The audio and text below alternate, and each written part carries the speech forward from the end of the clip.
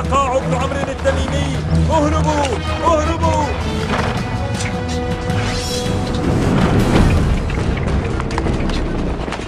Mendengar nama Qaqaa' bin Amru disebut, para penyamun dari suku-suku Baduy di kawasan Jazirah Arab langsung tunggang langgang melarikan diri.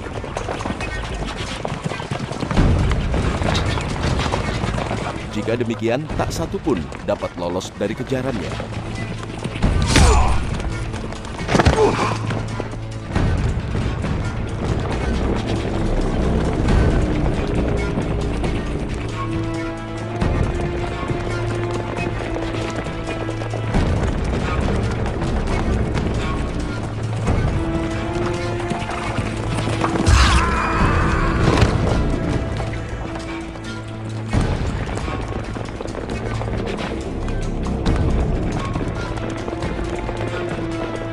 Inilah kesatria dari suku Bani Tamim,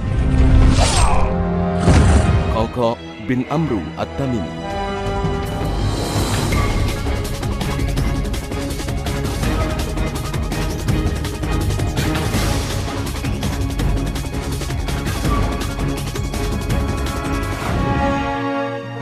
Qaqaa' memang dikenal di kalangan kaumnya sebagai kesatria mumpuni.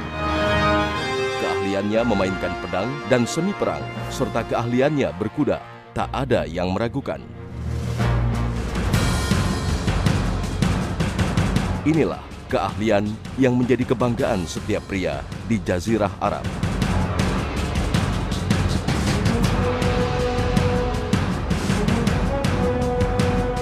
Sekaligus menjadikan dirinya menempati posisi terhormat di kalangan kaumnya dan suku-suku lain.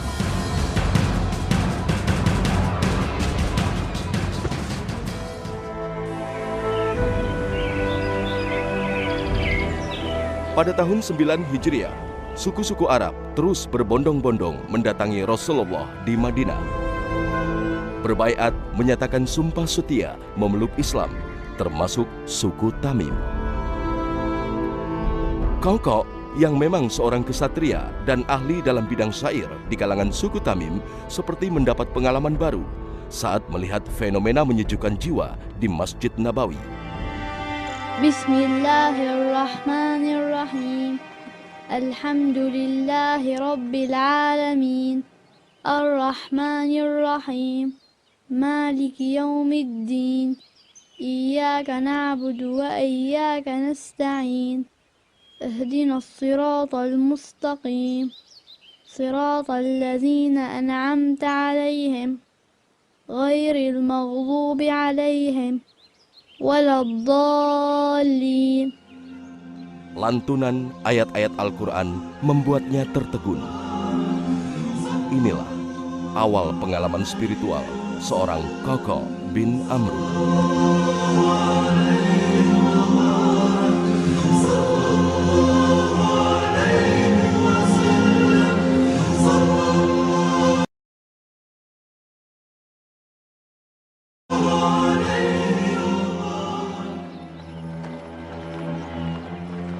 Ya Muhammad.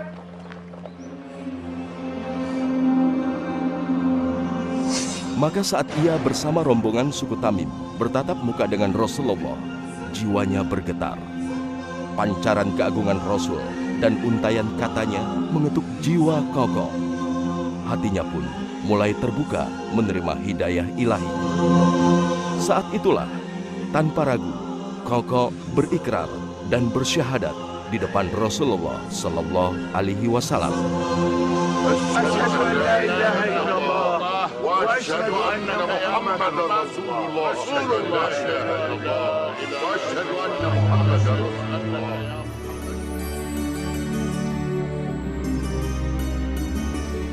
Sekembalinya dari Madinah, Qaqaa' sekeluarga dan kaumnya memeluk Islam.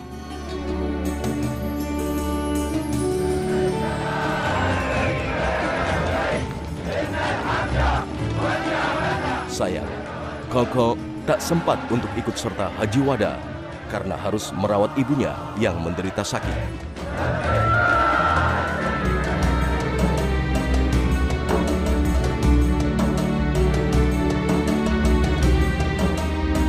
Namun begitu, hati Qaqaa' selalu diliputi kerinduan mendalam untuk belajar dan mengabdi kepada Rasulullah di Madinah.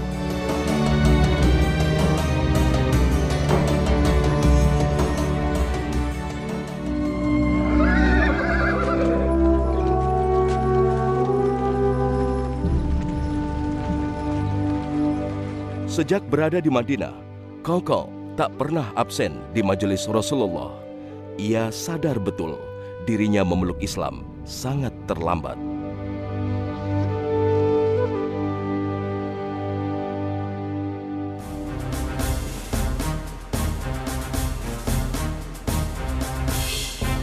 Sebagai seorang kesatria suku Tamim, Koko mendapat tugas melatih seni militer pasukan muslimin yang bermarkas di kawasan Al-Jurf di luar kota Madinah.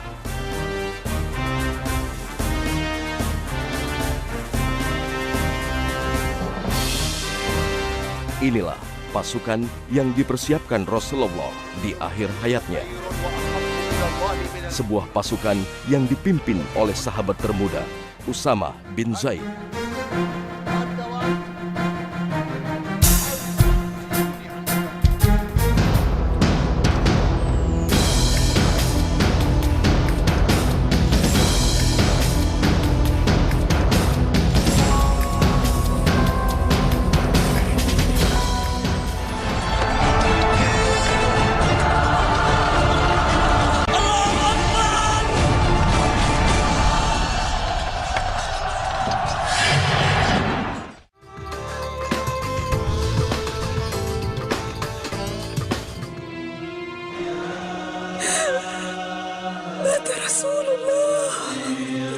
Namun kebersamaan Koko bin Amru dengan Rasulullah tak berlangsung lama.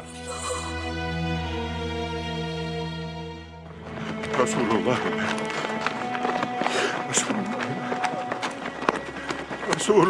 mat. Rasulullah mat.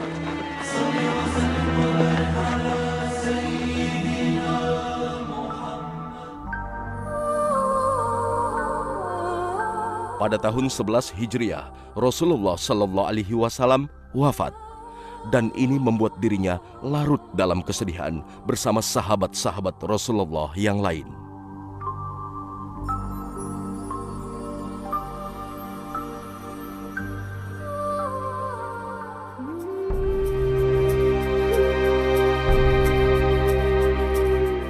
Di masa Abu Bakar menjadi khalifah pertama dalam Islam, Koko tampil cemerlang di berbagai medan jihad.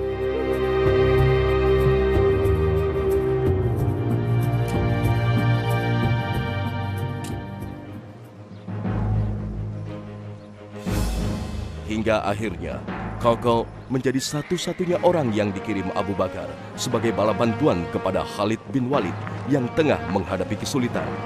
Karena sebagian besar pasukannya memilih istirahat daripada perang melawan Persia.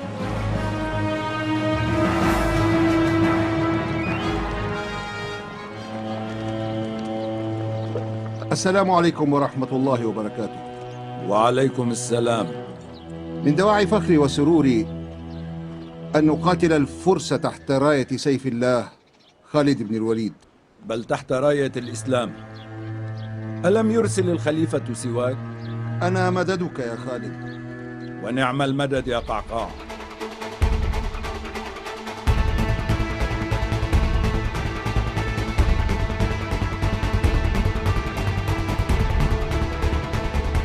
Disinilah ketangkasan Koko benar-benar teruji, seperti yang dikatakan Abu Bakar. Seorang Koko berbanding 1000 prajurit.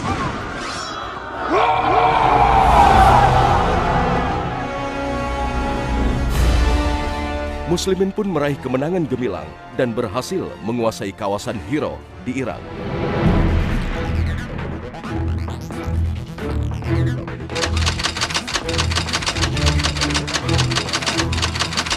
Nama Koko semakin menjadi perbincangan muslimin setelah berhasil membuat genta Romawi dalam perang Yarmuk di Syam. Bersama Ikrimah, Koko berhasil membakar semangat muslimin dalam menghadapi pasukan Romawi hingga akhirnya meraih kemenangan.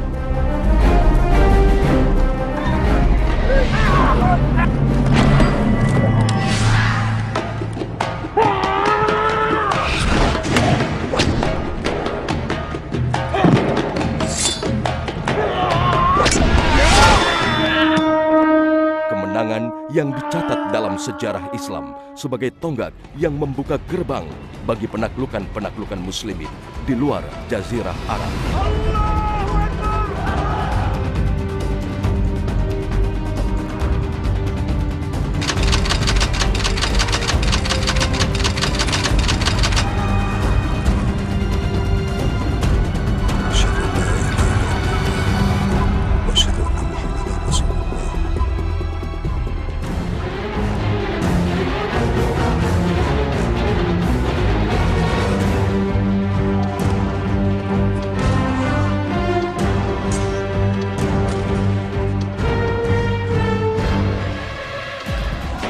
الحمد لله لقد أفلحت خطة خالد.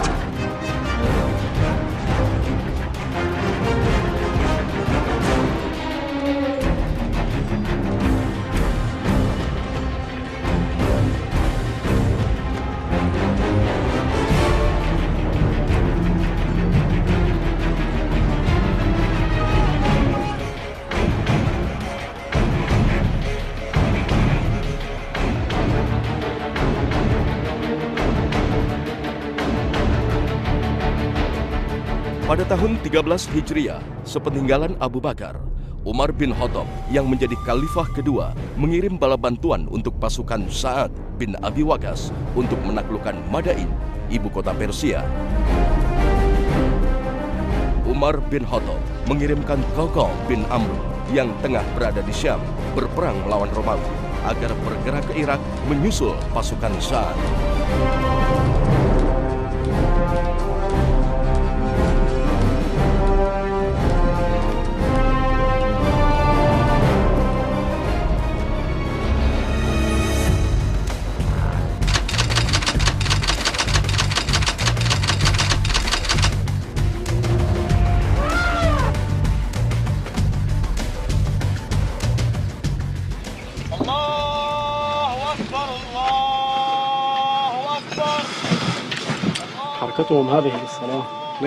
Di Qadisiyah, kawasan yang menjadi gerbang Madain, muslimin terlibat pertempuran besar dengan pasukan Persia. في الحرب ويصلون.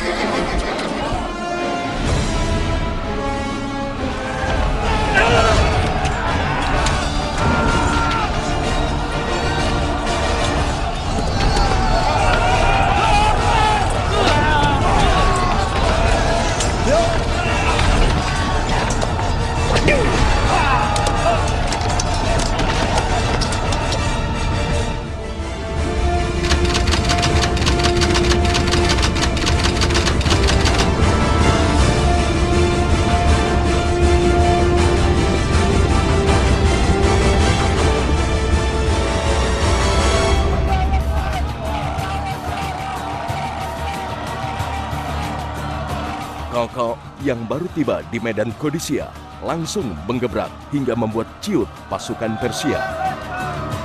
أيها الناس لقد جئتكم بقوم والله لو كانوا بمكانكم ثم أمسوكم لحسدوكم حظوتها وحاولوا أن يطيروا بها دونكم فاصنعوا كما أصنع.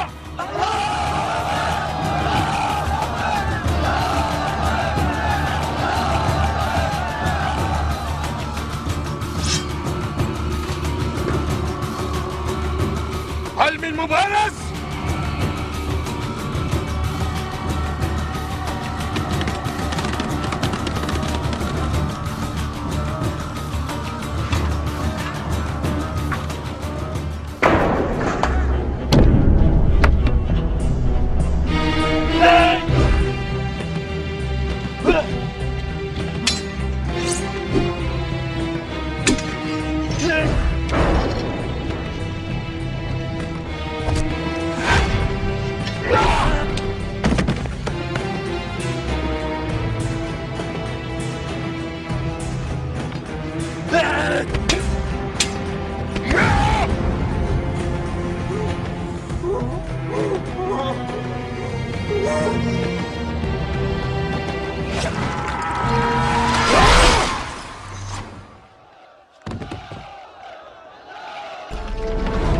Allahu Akbar.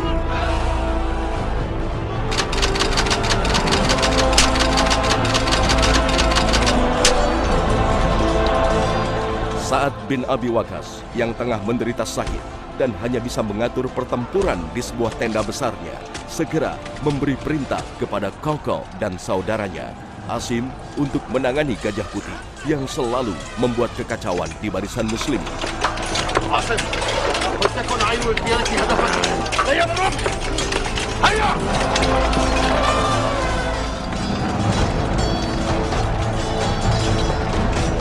Benar saja, dengan ketangkasannya, Qaqa dan saudaranya berhasil melempar tombak tepat di kedua mata Gajah Putih.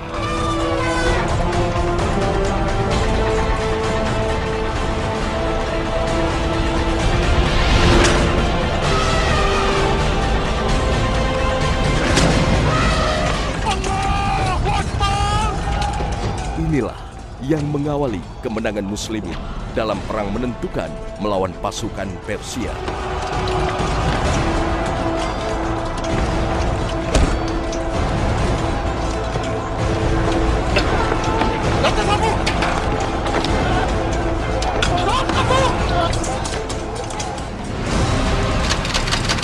Qaqa kemudian bergerak ke benteng Jalaulah di gerbang Madain.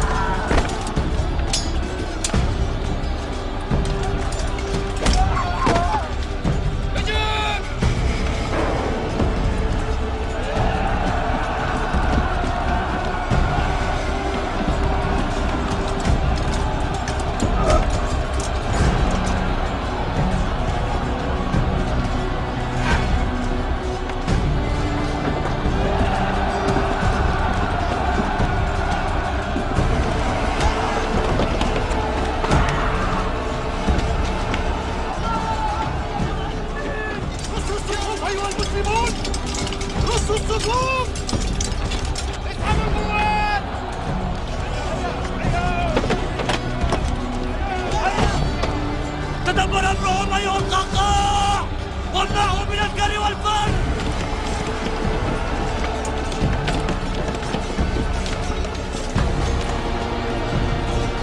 Di medan Jalaulah, Qaqa bin Amr kembali memperlihatkan taringnya sebagai ahli perang.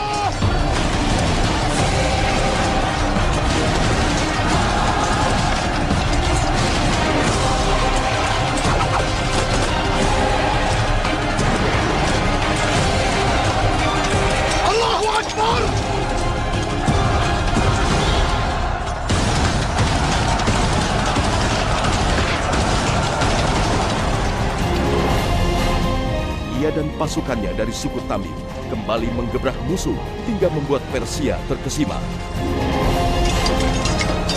لا ندعهم يفعلونها هذه المرة.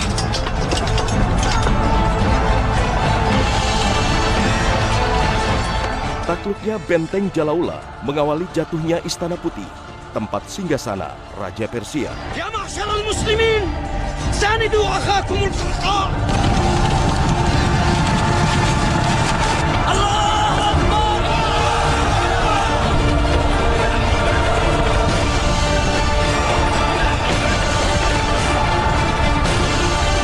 خطب هذا المجنون.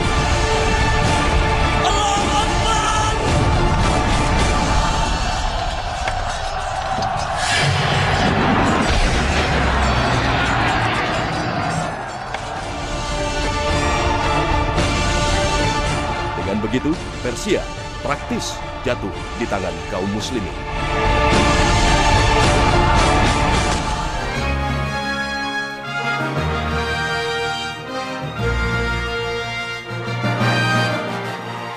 Qaqa memang kesatria tanpa tanding. Namun berkat kecerdasan dan ketulusannya terhadap agama membuat dirinya semakin matang.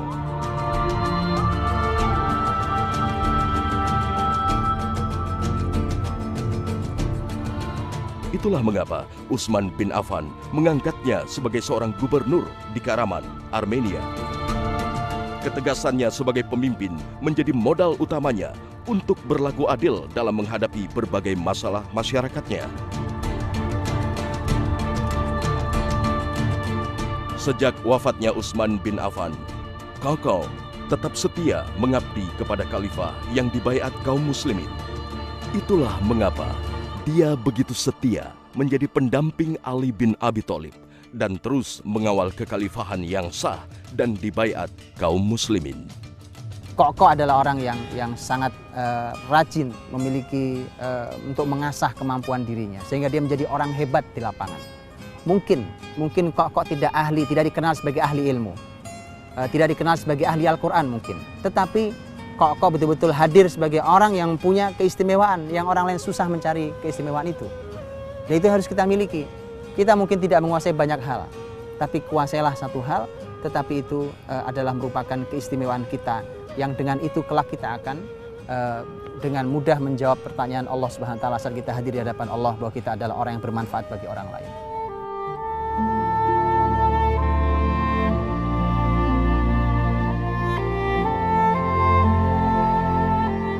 Berakhirnya masa kekhalifahan Hasan bin Ali dan beralihnya kekhalifahan ke Umayyah bin Abi Sufyan, Kakao memutuskan mengundurkan diri dan pindah ke wilayah Manzilah, Mesir hingga wafatnya pada tahun 40 Hijriah.